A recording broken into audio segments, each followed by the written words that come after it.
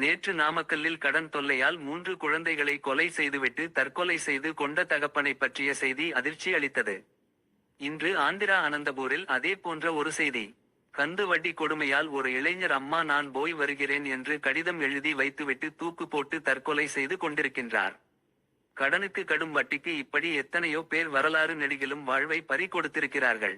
ஆனால் வட்டிக்கு கடன் கொடுப்பதால் அதை பெற்று தொழில் செய்ய முடிகிறது, கல்வி பெற முடிகிறது, குடும்ப தேவைகளை ஈடு செய்ய முடிகிறது.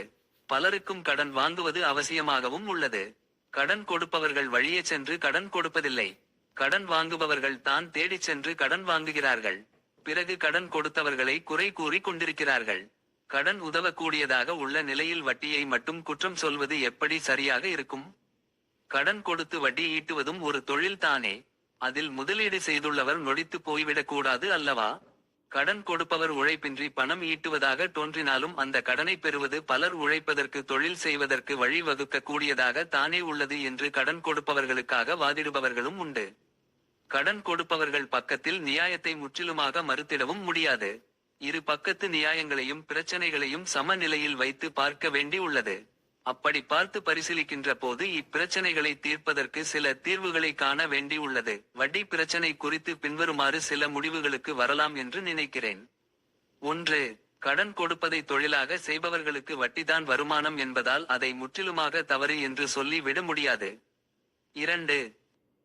ஆனால் வட்டி பெறுவதில் ஒரு வரம்பு, ஒரு அறம் வேண்டும். 12 விழுக்காடு வட்டி என்பதுதான் அதிகபட்ச வட்டியாக நிர்ணயிக்க வேண்டும். அதற்கு மேல் வட்டி கோருவது கடும் வட்டியாக கருதி கடுமையான சட்ட நடவடிக்கை எடுக்கப்பட வேண்டும். இன்று அரசு வங்கிகளே கடன் வாங்குபவர்கள் உரிய நேரத்தில் கடனை திருப்பி செலுத்தாத போது வட்டிக்கு வட்டி, அபராத வட்டி என்றெல்லாம் கடும் வட்டி பெறுவதை காண வேண்டி உள்ளது.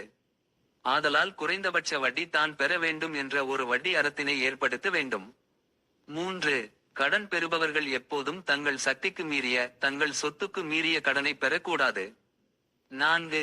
ஒருவேளை கடன் சக்திக்கு மீறியதாக மாறிவிட்டால் தற்கொலைக்கு போகாமல் அதற்கு மாற்றாக நொடிப்பு நிலை சட்டத்தை பயன்படுத்தி நிவாரணம் பெற வேண்டும். 5. நொடித்து போக கூடியவர்களால் பாதிக்கப்படக்கூடிய கடன் வழங்குபவர்கள் அதனை ஈடு செய்வதற்கு காப்பீடு செய்து கொள்ள வேண்டும். அதற்கான காப்பீட்டை அரசு மற்றும் காப்பீட்டுக் கழகங்கள் உருவாக்க வேண்டும். ஏற்கனவே நமது நாட்டில் கடும் வட்டி சட்டம் உள்ளது. அதேபோன்று நொடிப்பு நிலை சட்டமும் உள்ளது. இழப்புகளை சரி செய்வதற்கு காப்பீடும் உள்ளது என்று நினைக்கின்றேன். அப்படி இல்லை என்றாலும் இனி அரசு மற்றும் காப்பீட்டுக் கழகங்கள் அதனை உருவாக்க வேண்டும்.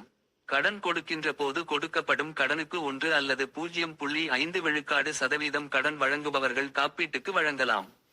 அந்த தொகையை கொடுக்கும் கடனிலேயே எடுத்துக்கொண்டு கொடுத்து விடலாம்.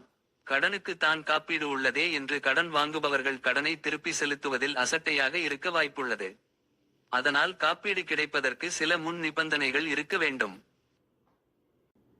கடன் வாங்குபவர்கள் தவிர்க்க இயலாமல் நொடித்து போனதாக நிரூபிக்கப்பட வேண்டும். கடன் வாங்குபவரின் சொத்துக்கள் கடனுக்கு போதுமானதாக இல்லை என்று உறுதிப்பட வேண்டும். கடும் வட்டி அல்லாமல் நியாய வட்டி தான் கடன் இழப்பிற்கு உட்பட்டதாக இருக்க வேண்டும். வசூலான தொகை போக எஞ்சி உள்ள உண்மையான இழப்பு மட்டுமே ஈடு செய்யப்பட வேண்டும். மேற்படியாக இந்த பிரச்சினையை அழிமானமாக, அவமானமாக இல்லாமல் வருமானமாகவும் வாழ்வாதாரமாகவும் பயன்படுத்தி வாழலாம். தற்கொலைகளை தவிர்த்து தலை நிமிர்ந்து வாழலாம். அழிமானம் அவமானமாக இல்லாமல் வருமானமாக வாழ்வாதாரமாக வரப்பிரசாதமாக அமைத்து இருதரப்பினரும் நலமாக வாழலாம்.